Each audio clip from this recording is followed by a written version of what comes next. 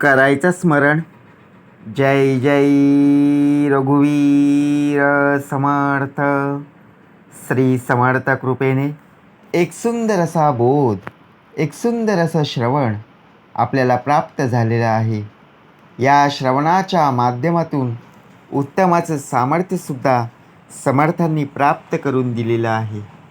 बघा प्रत्यक्षात भाग कसा दिलेला आहे, श्रवण करूया. आपल्या जीवनामध्ये, आपल्या आयुष्यामध्ये अनेक प्रकारचे टेन्शन येत असतात ना. आपला देह संपूर्णपणे या टेन्शनमध्येच खालावलेला आहे. परंतु जर पाहायला गेलो ना, सर्व टेन्शन दूर करणारा हा भाग असेल. परंतु संपूर्णपणे जर ऐकलं, त्याचं श्रवण केलं, श्रवणाचं मनन केलं, मननाचा निजध्यास, सर्व काही आपला भाग इथूनच सुटणार आहे. येणारे टेन्शन आपोआप निघून जातील. परंतु रोज कितीही चांगले शब्द वाचा, जोपर्यंत तुम्ही ते आचरणात आणणार नाही, तोपर्यंत तुम्हाला त्याचा काहीही फायदा होणार नाही. आपण एखादा ग्रंथ, एखादा पुस्तक वाचत असतो, त्यामध्ये चांगले शब्द आपल्या कानावर येत असतात, चांगले शब्द आपल्याला वाचायला मिळत असतात. परंतु जोपर्यंत आपण आचरणात आणत नाही, तोपर्यंत त्याचा आपल्याला कधीच फायदा, त्याची किंमत आपल्याला कधीच कळणार नाही. म्हणून भाग कसा दिलेला आहे, जेव्हा पाहायला जर गेलो, हसणं आणि रडणं, हसणं ही इलेक्ट्रिसिटी असून आयुष्य ही तिची बॅटरी आहे. जेव्हा जेव्हा आपण हसतो, तेव्हा बॅटरी चार्ज होऊ लागते आणि एक दिवस सुंदर ॲक्टिवेट होऊन जातं. आपण एखादी बॅट चार्जिंगला लावतो बघा, मच्छरची बॅट असेल बघा, मच्छरची बॅट ज्यावेळी आपण चार्जिंगला लावतो, त्यावेळी त्या बॅटरीला फुल पॉवर झाली, बॅटरीची फुल पॉवर ज्यावेळी चार्जिंग होऊन राहिली, तर एखादं मच्छर आलं किंवा एखादी माशी आली, तिला स्पर्श होताच आवाज येतो. परंतु त्या बॅटमध्ये जर पॉवरच नसेल, इलेक्ट्रिसिटी नसेल, त्या बॅटरीमध्ये संपूर्णपणे जी पॉवर कायम असावी तीच जर नसेल, तर ती बॅटरीचा उपयोग काहीच होणार नाही. म्हणून भाग दिलेला आहे, आपल्याला ॲक्टिव्ह राहता आलं पाहिजे. परंतु आपला देह ॲक्टिव्ह राहत नाही.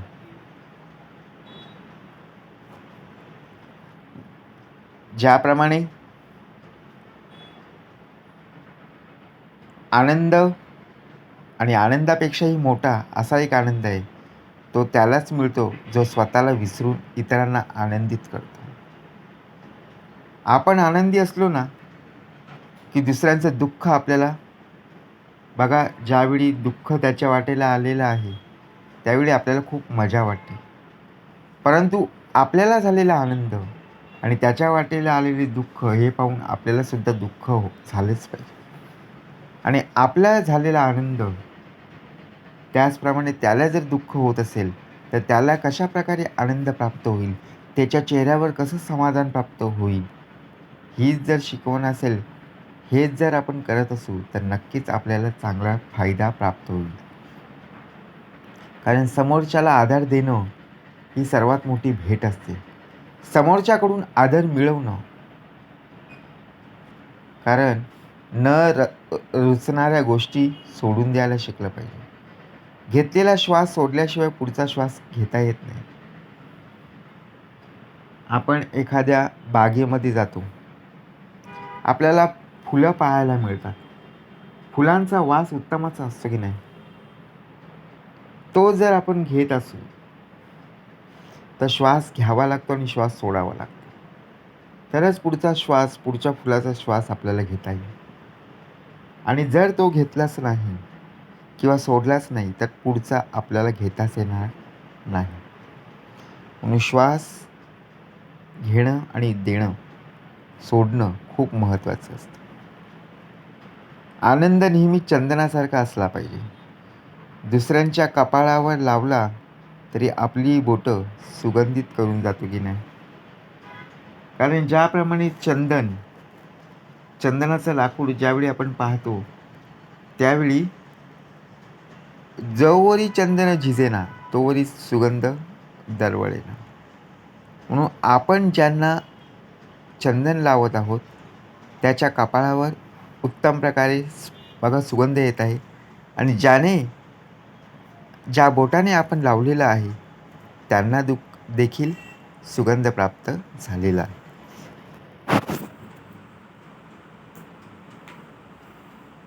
वेळ आल्यावर आपल्या गरजा बदला, पण आपल्या गरजेसाठी आपली माणसं बदलू नका. आपली गरज काय आहे? ज्यावेळी आपण वेळ आल्यावर संपूर्णपणे बदलत असतो, परंतु आपल्या गरजेसाठी आपली माणसं बदलू नका. ज्यावेळी गरज भासते त्यावेळी आपण लोक बदलत असतो. ह्या कामासाठी तो माणूस, त्या कामासाठी तो माणूस, परंतु गरजा बदलल्या पाहिजे, माणसं नाही. बरोबर ना? म्हणून भाग दिलेला आहे. आयुष्यातील आनंदी क्षणासाठी पैशाने कमावलेल्या वस्तूपेक्षा स्वभावाने कमवलेली माणसं जास्त सुख देतात. ज्याप्रमाणे आयुष्यामध्ये आनंदाने समाधान प्राप्त करायचं असेल, करून घ्यायचं असेल, तर कमवलेल्या वस्तूपेक्षा कमवलेली माणसं जास्त सुख देत असतात.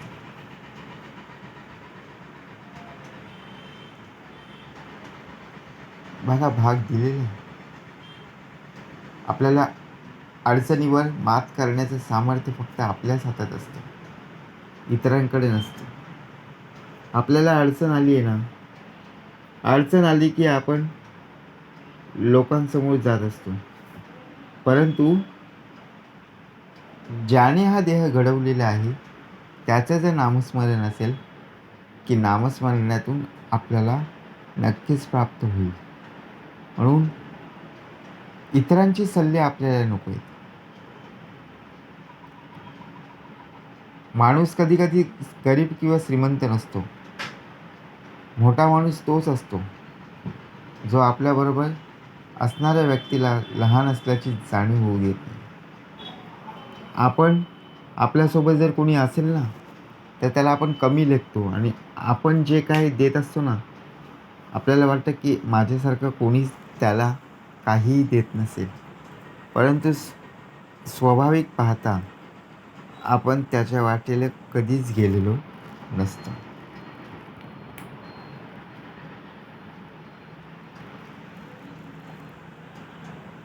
कारण पाहायला जर गेलो आपले विचार उत्तमाचे असले पाहिजेत ना.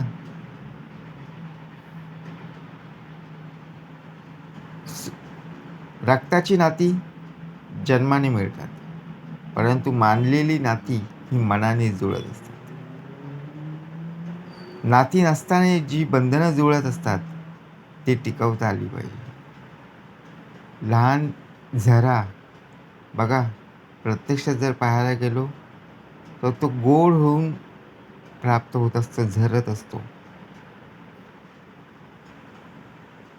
ज्याप्रमाणे आपल्या वाटेला एखादं बघा जो नाला असतो त्याप्रमाणे नाला पार करायचा आहे, ओढा पार करायचा आहे आणि येणारा संकट, येणारा प्रसंग त्याचप्रमाणे सुद्धा आपल्याला तो ओढा किंवा नाला पार करता येत नाही. त्याचप्रमाणे आपल्याला आलेले संकट किंवा प्रसंग आपल्याला पार करता येत. म्हणून प्रत्येकाला वेळ देता आली पाहिजे. लहान होऊन प्रत्यक्षात आपण एकमेकांना मदत करता आली पाहिजे. लहानपण देगा देवा, मुंगी साखरेचा रावा, ऐरावत रत्न थोर, त्यासी अंकुशाचं मार. फोन चार्जिंगला लावून बटन जर चालू केलं नाही ना, तर माणसाला फुकट गेलेला वेळेचा बघा संपूर्ण वेळेची किंमत कळत असते. आता एखाद्या वेळी आपण मोबाईलला चार्जिंग लावतो, परंतु बटन चालू करायचंच राहून जातं. आता चालू केलेलं बटन आहे की नाही आहे याची पडताळणी आपण केली गेली पाहिजे. परंतु बघा प्रत्यक्षात आपण मोबाईल लावून गेलेलो आहोत आणि बटन चालू करून ज्यावेळी आपण बाहेर पडतो त्यावेळी आपल्यालासुद्धा आठवण नसते. परंतु ज्यावेळी आठवण होते त्यावेळी ती बॅटरी संपूर्णपणे फुल तयार होते. म्हणून माणसाला फुकट गेलेल्या वेळेची किंमत तेव्हाच कळत असते ज्यावेळी तुम्ही नरदेह आहात. पशुपक्षी गुणवंत त्यास कृपा करीती समर्थ. कारण ही शिकवण फक्त मनुष्य देहाला दिलेली आहे, पशुपक्ष्यांना नाही. 84 लाख योनींमध्ये फक्त मनुष्य देहच उपयोगी पडत आहे. अंदाज चुकीचा असू शकतो, पण अनुभव कधीच चुकीचा असू शकत नाही. कारण अंदाज आपल्या मनाची कल्पना आहे आणि अनुभव आपल्या जीवनातील. आणि प्रत्यक्षात जर पाहायला गेलो, आनंदी आणि समाधानी असला पाहिजे. इतरांशी बोलत असताना आपला देह आनंदी नसतो. आपल्याला वाटतं की आपल्या पुढे निघून जातील, परंतु आपण त्याच्या बरोबर की नाही बरोबर काम करत असतो. काम करत करत आपल्याला प्राप्त होत असतं, परंतु आपण आपल्या कुटुंबांना आणि नातेवाईकांना कमी वेळ देत असतो. आयुष्यात संगतीला फार महत्त्व आहे, कारण यश नेहमी चांगल्या विचारातून निर्माण होत असतं आणि विचार सोबतच्या व्यक्तींमधून येतात. ज्याप्रमाणे परिसाचा स्पर्श लोखंडानेही लागला होता, त्याचप्रमाणे चांगले विचार आपण आपल्या मनामध्ये आणि जीवनाचं सोनं कसं होईल त्याचप्रमाणे आपण वागत असतो. जीवनात यश, आनंद, समाधान नक्की पाहायचं असेल तर नक्की प्राप्त करा. असे विचार आपल्या मनामध्ये येत असतात.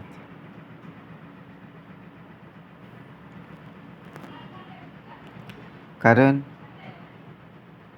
उदास वृत्तीने एखादं कार्य ज्यावेळी पडतं त्यावेळी सर्वजण गरजेवेळेला कोणीच येत नाही, परंतु गरजेपुरतं सांगितलेलं होतं ना. परंतु मनुष्य एकदा चूक झाली की पुन्हा पुन्हा तीच चूक करत असतो. सांगण्याचं तात्पर्य काय की ज्या वेळेला आपण सुंदर विचारांमध्ये अडकत असतो त्याच वेळेला आपला नरदेह सुंदर विचारामध्ये जगता यायला हवा, म्हणून भाग दिलेला आहे. आपल्याला टेन्शन केव्हाही येऊ दे, आपल्या मुखामध्ये त्याचं स्मरण नक्की असलं पाहिजे. जय जय रघुवीर समर्थ.